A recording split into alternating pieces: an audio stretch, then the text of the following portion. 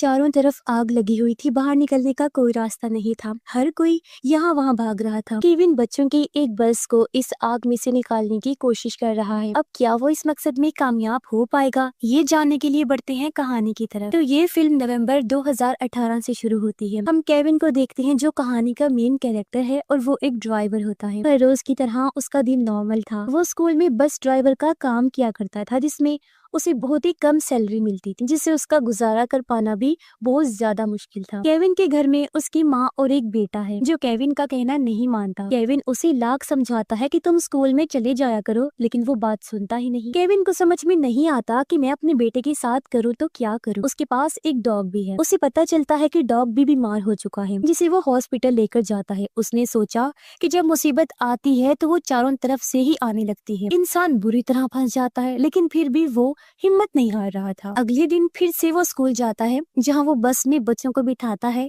और स्कूल छोड़ देता है। अब ये कैलिफोर्निया का एक पैराडाइज नाम का शहर है, जहाँ पर आमतौर पर मौसम सूखा और गर्म रहता है। पहाड़ों के ऊपर हम बिजली के खंभों को देखते हैं। यहाँ पर एक बिजली की तार के अंदर कुछ शॉर्ट सर्किट हो जाता है, जिस वजह से चिंगारियां घास के ऊपर गिर जाती हैं। अब क्योंकि मौसम बिल्कुल सूखा था, जिस वजह से घास भी सूख चुकी थी, तो उस घास के अंदर आग लग जाती है। ये आग बड़ी तेजी से जंगल की तरफ ही जाने लगती है, जिस तरफ पूरा पैराडाइज शहर मौजूद है। जो लोग शहर के अंदर थे, उन्हें आने वाले खतरे के बारे में बिल्कुल भी पता नहीं था। अब केविन स्कूल में बच्चों को छोड़ देता है, जिसके बाद उसे अपनी बस को वहाँ से गैराज में लेकर जाना था, ताकि वो बस को ठीक करवा सके। तब तक जंगल में आग बहुत फैल चुकी थी। कुछ पुलिस वाले आग को देख लेते हैं और फायर ब्रिगेड वालों को फौरन इस बारे में खबर करते हैं। जहाँ फायर ब्रिगेड वाले आते तो है, लेकिन उन्हें पता चलता है कि ये आग पहाड़ के ऊपर लगी हुई है और वहाँ तक पहुँचना थोड़ा मुश्किल है। लेकिन फिर भी वो हिम्मत नहीं हारते और किसी तरह दूसरे रास्ते से पहाड़ के ऊपर जाने की कोशिश करते हैं। लेकिन कुछ वर्कर्स इसी आग में फंस जाते हैं। हम केविन को भी देखते हैं, जो स्कूल बस को लेकर यहाँ से गैराज की तरफ जा रहा था। उसे आग के बारे में अभी तक कोई जानकारी नहीं थी। घर से उसकी माँ का कॉल आता है। वो कहती है कि तुम्हारा बेटा उल्टी कर रहा है और उसे हॉस्पिटल ले जाने की जरूरत है। तो केविन कहता है कि परेशान होने की जरूरत नहीं है, मेरे पास बस है और मैं किसी मेडिकल स्टोर से दवाइयाँ लेकर आ रहा हूँ। इसीलिए वो गैराज की तरफ ना जाकर सीधा मेडिकल स्टोर की तरफ निकल जाता है, क्योंकि उसे अपने बेटे की भी जान बचानी है। अब शहर के अंदर खड़े होकर ये धुआं साफ देखा जा सकता था। उन्हें पता चलता है कि हवा भी हमारी तरफ ही चल रही है, यानी कि ये आग बहुत जल्दी शहर तक पहुंच जाएगी। पुलिस वाले एक जगह इकट्ठा होते हैं और इस बात का पता लगाने की कोशिश करते हैं कि ये आग लगी कैसे है, क्योंकि अमेरिका के जंगल में आग लगना एक नॉर्मल हादसा होता है, लेकिन आग इतनी ज्यादा तेज लगना ये नॉर्मल नहीं था। कुछ आग के ऊपर तो उसी टाइम पे काबू पा लिया जाता है जो छोटी मोटी आग थी, लेकिन इस वाले एरिया की आग के ऊपर अभी तक कोई कंट्रोल नहीं था। पुलिस वालों को पता चल जाता है कि वहाँ पर बिजली की लाइंस लगी हुई हैं और जब आग की चिंगारियां आई थी, हवाओं का फुल जोर था, तो बिजली को बंद नहीं किया गया था और इसी वजह से आग लगी थी। जल्दी वहाँ पर बिजली के डिपार्टमेंट के कुछ लोग आते हैं। फायर ब्रिगेड वाले उन पर काफी गुस्सा करते हैं कि तुम्हें पता नहीं था इतनी तेज हवा चल रही है, तुम्हें बिजली को काट देना चाहिए था। फायर ब्रिगेड की बातों के बाद डिपार्टमेंट के आदमी सारी बिजली को बंद कर देते हैं, क्योंकि उन्हें पता है कि इस तरह के हादसे और ज्यादा हो सकते हैं। फिर हम एक ऑफिसर को देखते हैं जो FBI में है। वो फायर ब्रिगेड वालों को बताता है कि मैं आग में फंसा हुआ हूँ, लेकिन यहाँ कुछ घर हैं जिनके अंदर आग लग चुकी है और उन घरों को मदद की जरूरत है, इसलिए वो यहाँ खुद भी लोगों की मदद करता है। ये वो घर थे जो जंगल के आसपास में बने हुए थे, इसीलिए वो कुछ लोगों को अपनी ही गाड़ी में बिठा लेता है और उनकी जान बचाकर यहाँ से ले जाता है। अब फायर ब्रिगेड वालों को ये पता चल जाता है कि ये आग बहुत देर से जल रही, काफी दूर तक फैलती जा रही है। कम से कम 5 किलोमीटर का इलाका इसने अपने अंदर ले लिया है। केविन के पास भी उसकी बॉस का कॉल आता है। वो कहती है कि अगर गैराज में बस ठीक हो चुकी है तो तुम बस को जल्दी से लेकर आ जाओ, क्योंकि आज बच्चों को जल्दी छुट्टी करवाएंगे। लेकिन केविन तो गैराज के अंदर अपनी बस लेकर गया ही नहीं था, वो तो दवाइयाँ लेकर अपने घर की तरफ जा रहा था। फायर ब्रिगेड की गाड़ियाँ भी इतनी ऊपर तक नहीं जा सकती थी, जिस वजह से यहाँ पे छोटे छोटे हेलीकॉप्टर्स और जहाजों की मदद ली जाती है। वो जहाज पानी भरकर जंगल के ऊपर फेंकने का काम करते हैं, ताकि आग के ऊपर काबू पाया बुझाया जा सके, लेकिन इतनी तेज आग के ऊपर काबू पाना बहुत मुश्किल लग रहा था। आग बस बढ़ती ही जा रही थी और इसीलिए आग बुझाने वाले और भी हेलीकॉप्टर्स की मांग करते हैं, क्योंकि जमीनी रास्ते से आग को बुझाना मुमकिन ही नहीं था। अब FBI का ऑफिसर कुछ लोगों की जान बचाकर जंगल के अंदर से निकल रहा था, लेकिन आग उसकी चारों तरफ आ जाती है। उसे पता चल जाता है कि मैं यहाँ से बचकर नहीं निकल सकता, इसीलिए वो सभी लोगों को तालाब के अंदर भेजता है ताकि वहां जाकर सभी लोग अपनी जान बचा सके। केविन को भी ये पता चल जाता है कि जंगल के अंदर बहुत तेज आग लग चुकी है और फायर ब्रिगेड की गाड़ियां उसी तरफ जा रही हैं। इसीलिए वो अपने बेटे से बात करता है और कहता है, मैं बहुत जल्दी तुम्हारे पास पहुंच जाऊंगा और चाहे कुछ भी हो जाए घर से बाहर मत निकलना, क्योंकि जो धुएं का गुबार था वो पूरी तरह से चारों तरफ फैल गया था। सारे बच्चे स्कूल के अंदर हैं, वो भी खिड़कियों से बाहर धुएं के गुबार को देख पा रहे थे। उन्हें भी पता चल जाता है कि कहीं पे आग लगी हुई है। यहाँ पर एक टीचर भी थी जिसका नाम मैरी होता है। वो इन सभी बच्चों को एक जगह इकट्ठा करती है और उन सबको बैठने के लिए बोलती है। काफी सारे पेरेंट्स तो अपने बच्चों को लेने के लिए स्कूल में ही आ गए थे, क्योंकि उन्हें भी डर लग रहा था कि कहीं उनके बच्चे खो ना जाएं। लेकिन अभी भी कई पेरेंट्स ऐसे थे जो अपने बच्चों तक नहीं पहुंच पाए थे और ये टोटल 22 बच्चे होते हैं। केविन के पास उसकी वाइफ का कॉल आता है। पता चला कि वो अपनी वाइफ के साथ नहीं रहता। उसकी वाइफ को भी ये पता चल जाता है कि मेरे बेटे के साथ कुछ हुआ है, इसीलिए वो केविन को कहती है कि तुम्हें हमारे बेटे के पास जाने की कोई जरूरत नहीं है, मैं उसे तुम्हारे घर से ले लूंगी। उधर स्कूल के अंदर से एक वर्कर सभी ड्राइवर्स को कहती है कि जिस भी ड्राइवर की बस खाली है स्कूल में पहुंच जाइए और बच्चों को अपने साथ ले जाएं, क्योंकि यहाँ स्कूल में अभी भी 22 बच्चे बसे हुए हैं। उनके पेरेंट्स हमारे तक नहीं पहुंच पाए। पर बदले में कोई बस का ड्राइवर जवाब नहीं देता। सिर्फ केविन ही था जो स्कूल के पास आया हुआ था, इसलिए वो जवाब देता है और कहता है कि मैं बहुत जल्दी स्कूल पहुंच जाऊंगा, बच्चों को रेस्क्यू करके निकाल भी लूंगा। इसीलिए केविन जल्दी से अपनी बस को भगाकर इस जगह से स्कूल की तरफ जाता है। उसने बच्चों को रेस्क्यू करके एक खाली जगह चीको पर पहुंच जाना है, तो केविन जल्दी से स्कूल में पहुंच जाता है। सारे बच्चों को अपनी बस में बिठा लेता है। मैरी नाम की टीचर केविन को कहती है कि इन सभी बच्चों को तुम चीको के पास पहुंचा देना जहाँ पर खाली जगह पड़ी है। लेकिन केविन कहता है कि मैं अकेला ये काम नहीं कर सकता, किसी को मेरे साथ जाना होगा। तो मैरी कहती है ठीक है, मैं ही तुम्हारे साथ चलती हूँ। इसीलिए मैरी भी उन बच्चों के साथ बस में बैठती है और ये लोग यहाँ से निकल पड़ते हैं। बच्चे भी आराम से अपनी अपनी सीट्स पर बैठ गए थे। पुलिस और फायर ब्रिगेड वाले आग बुझाने में लगे होते हैं। वो बढ़ती हुई आग से बेहद टेंशन में आ गए थे। केविन जिस बस को ले जा रहा था वो बस भी एक जैम के अंदर फंस जाती है। काफी लंबा ट्रैफिक का जैम था, क्योंकि सभी लोग यहाँ से निकलने के बारे में सोच रहे थे, जिस वजह से सारी गाड़ियां अचानक से हाईवे पर आ गई थी और जाम लग गया था। ऐसे ही इंतजार करते करते रात हो जाती है।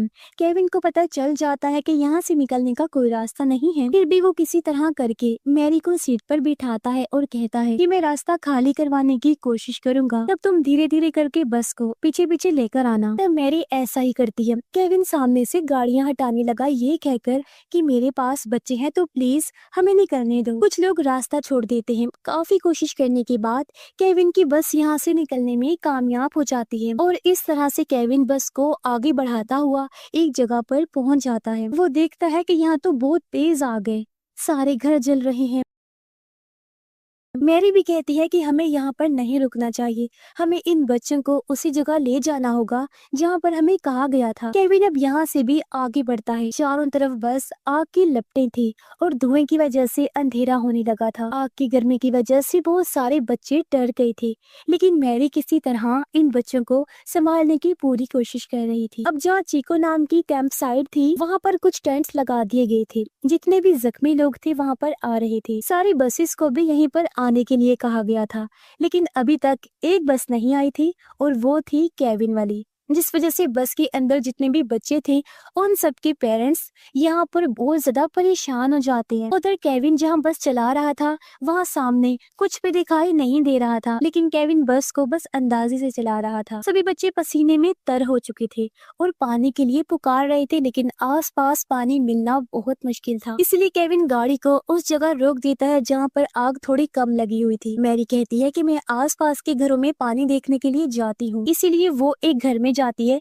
जो कि फ्यूल स्टेशन के पास था और वहाँ से पानी की बोतल्स जमा करना शुरू करती है। लेकिन तभी फ्यूल स्टेशन में भी धमाका हो जाता है और मैरी बाल बाल बचती है, लेकिन वो किसी तरह बच्चों के लिए पानी ले आई थी। तब जाकर बच्चों की प्यास बुझती है। अब आग और भी ज्यादा फैल चुकी थी। केविन बस को लेकर आगे बढ़ता ही जा रहा था। उसे नहीं पता था कि ये रास्ता किस तरफ जाएगा, क्योंकि दूर दूर तक सिर्फ अंधेरा था और अंधेरे के सिवा कुछ भी नहीं होता। जितने भी पेरेंट्स थे उन सबको केविन की बहुत समझाने की कोशिश करती है कि आप लोग परेशान मत होइए। जिस बस के अंदर बच्चे बैठे हुए हैं उसे केविन नाम का अच्छा ड्राइवर चला रहा है और मैरी नाम की टीचर भी उसी बस में बच्चों के साथ है। तो ये दोनों सही सलामत बच्चों को यहाँ पर ले आएंगे। बस आप लोग मुझ पर यकीन रखिए।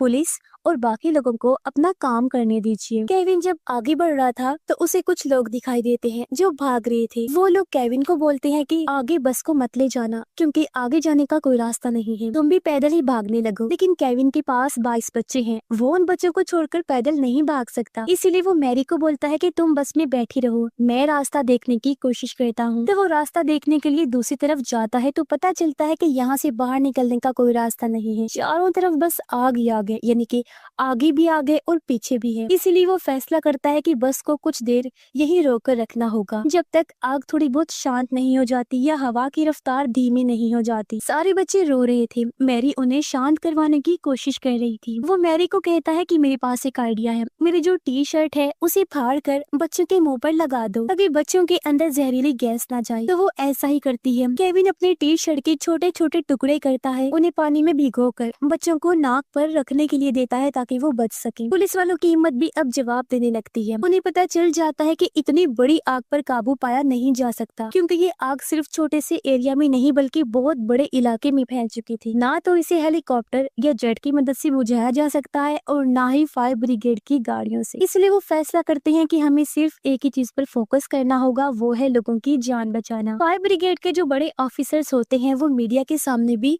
यही बयान देती है कि किसी को टेंशन लेने की जरूरत नहीं है। जितने भी लोग या बच्चे आग के अंदर फंसे हुए होंगे हम उन सबको सही सलामत निकाल लेंगे। तब तक केविन और मैरी एक दूसरे से बातें करने लग जाते हैं और अपने अपने दुख शेयर करने लगे, क्योंकि दोनों को लगता है कि शायद अब उनका आखिरी वक्त आ गया है। लेकिन थोड़ी देर बाद उन्हें एहसास होता है कि आग बिल्कुल पास आ पहुंची है। केविन फौरन बस से नीचे उतरता है और आसपास लगी हुई आग को बुझाने की कोशिश करता है, पर हवा बहुत तेज चल रही होती है, इसलिए आग बुझने का नाम ही नहीं लेती। ये देखकर केविन को समझ आ जाता है कि अब यहाँ कोई भी उनकी मदद करने नहीं आएगा। इसीलिए वो फिर से बस में चढ़ जाता है और फैसला करता है कि चाहे कुछ भी हो जाए बस को आगे लेकर जाना ही होगा। बस शुरू में चलती ही नहीं, लेकिन केविन बार बार कोशिश करता है। लंबी कोशिश के बाद आखिर बस स्टार्ट हो जाती है और वो बस को आग के बीच से निकाल कर आगे ले जाने लगता है। ये बहुत ही बड़ा रिस्की काम था, क्योंकि अगर कोई जलता हुआ पेड़ बस के ऊपर गिर जाए या बस को आग लग जाए तो यहाँ इन बच्चों को बचा पाना नामुमकिन काम था। अब उन्होंने खिड़कियां और दरवाजे बंद करके रखे थे, इसी वजह से धुआं अभी तक अंदर नहीं आया था और कुछ ना नजर आने के बावजूद भी केविन बस अंदाजे से चलाता रहता है और आगे बढ़ता रहता है। और फिर काफी कोशिश करने के बाद वो एक ऐसी जगह तक पहुंच जाता है जहाँ तक आग पहुंची नहीं थी और इस तरह से वो उस जगह से बाहर निकल पाता है। फिर यहाँ से भी वो अपनी बस को उस जगह ले जाता है जहाँ पर उसे बस लाने के लिए कहा गया था। उस जगह पर पेरेंट्स उदास खड़े हुए थे, लेकिन जैसे ही वो बस को देखते हैं उन्हें पता चल जाता है कि हमारे बच्चे सही सलामत आ चुके हैं। इस वजह से सभी पेरेंट्स खुश हो जाते हैं और अपने अपने बच्चों को संभाल लेते हैं। साथ ही साथ पेरेंट्स मैरी और केविन का शुक्रिया अदा भी करते हैं, क्योंकि उन्होंने अपनी जान की परवाह ना करते हुए सभी बच्चों की जान बचाई और उनको सही सलामत ले आई। अब केविन को अपनी फैमिली को भी ढूंढना था।